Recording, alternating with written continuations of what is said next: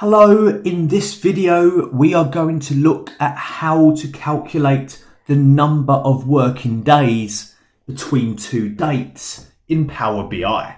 I have this table visual on screen with the order ID, two dates, the order date and delivery date, and then we have the date difference. Now this date difference is calculated using the dateDiff function as shown in the formula bar, and it's simply returning the elapsed days between those two dates. What we want though is the number of working days. Now in Power BI, in DAX, there is a network days function. And for those of you who use a lot of Excel, and maybe you even have my Excel formulas book, you will be familiar with the network days, or more importantly, NETWORKDAYS.intl function in Excel. And the good news is that the DAX network days function operates extremely similar to the NETWORKDAYS.intl function in Excel. The only obstacle when we're learning is that we have to use it in DAX. So let's jump in and get this done. I'm going to right mouse click on my sales table in the model and new measure to start a new measure.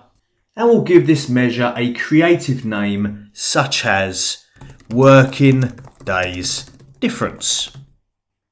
From here, in a new line, we will use this network days function. Now we have four arguments, just like NETWORKDAYS.intl in Excel. The start date and the end date are the only mandatory arguments. And then we have the optional weekend and or holidays. So we get to specify what our weekend dates are. If it's omitted, it will use Saturday and Sunday and potentially provide additional non-working days. Now, an important thing to note in the description of this function is the mention of inclusive. And we're going to see that in more detail as we progress with this formula.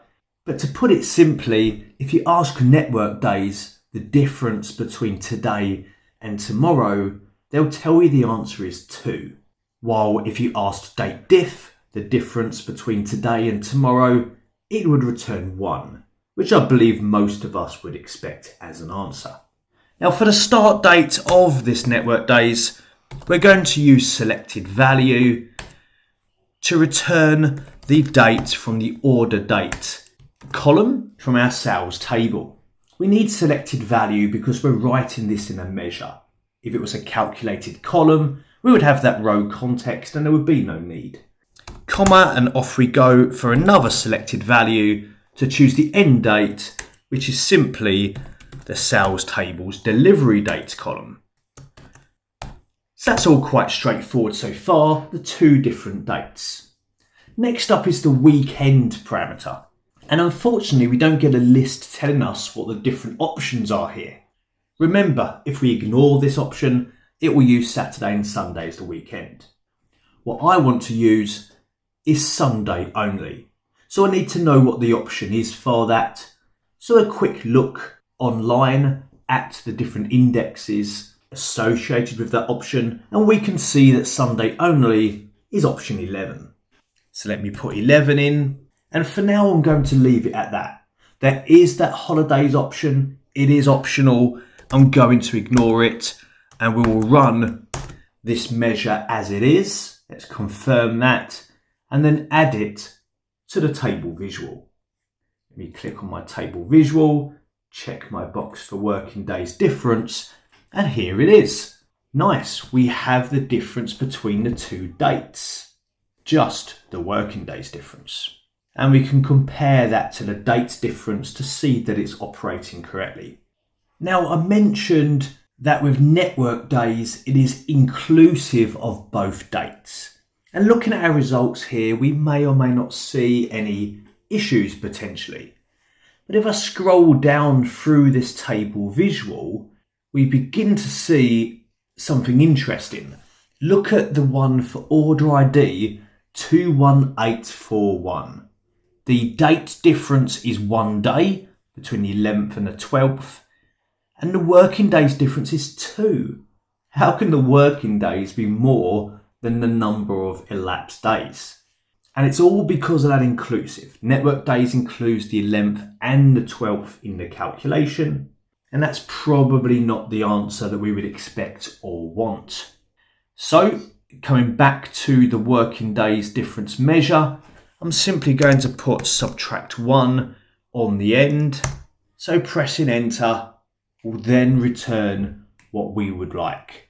And I can see for that ID that it is now that 1 working days difference. Now the final thing to include in this example is the holiday range.